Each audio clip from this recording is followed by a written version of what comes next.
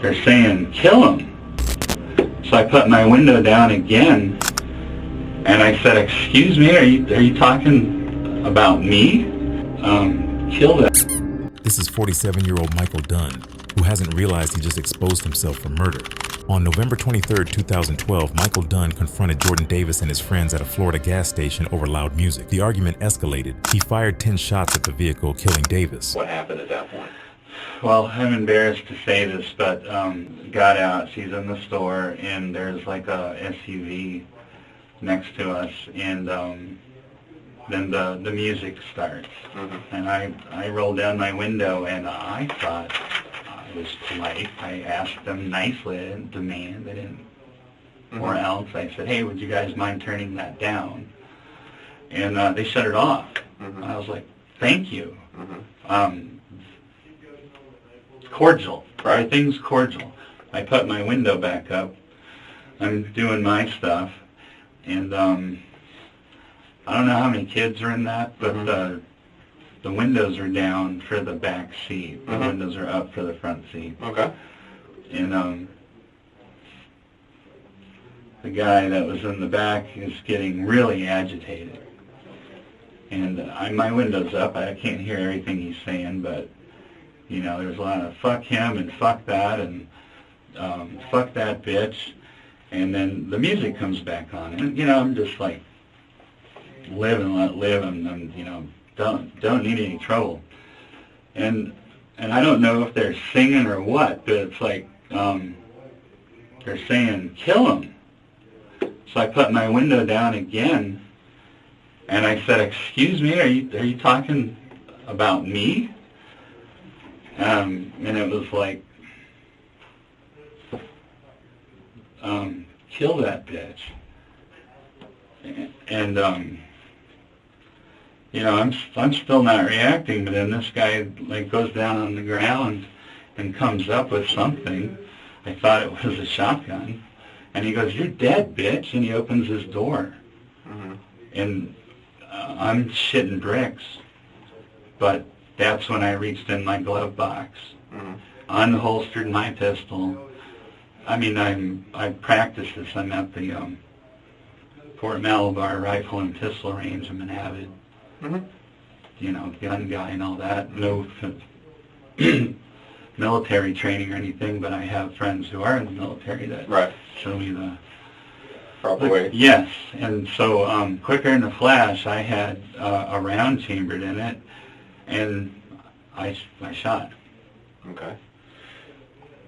Do you remember how many times you shot? 4. Okay. Okay, just keep walking me through kind of what you well, remember. I shot 4 times, and that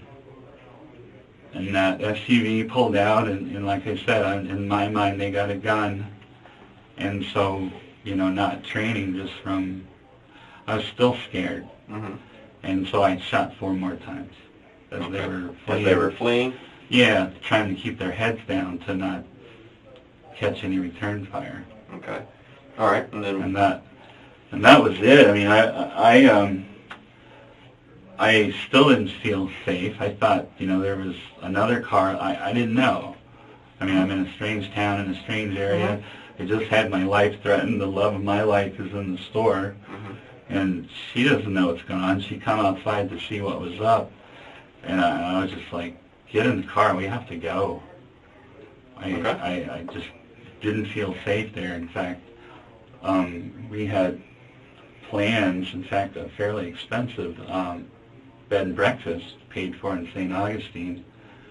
And, you know, after what happened last night, and we were like, we have to go home and call the local sheriff and tell him what's up. Well, where'd you go after we went right to our room. You went right to the hotel? Yeah.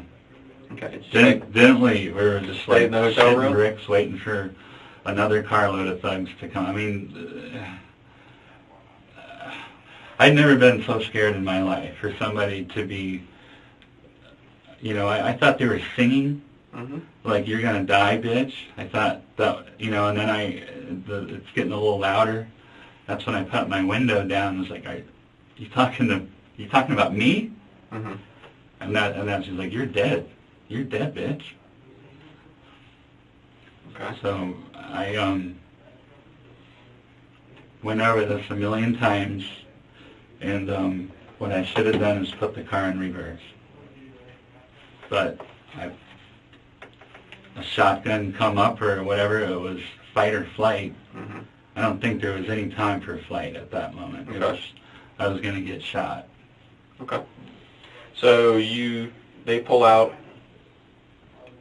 As you said, you shoot to kind of keep their heads down as they're pulling it. That kind of your intention. That's your thought process. They have a shotgun aimed at me, and okay. I don't want them shooting it. Okay. And then gets in the car. You guys leave and drive and go back to the hotel room. Okay. And you guys just stayed in the hotel room at that point. Did you go anywhere else? No, we ordered out. We got pizza. Pizza. And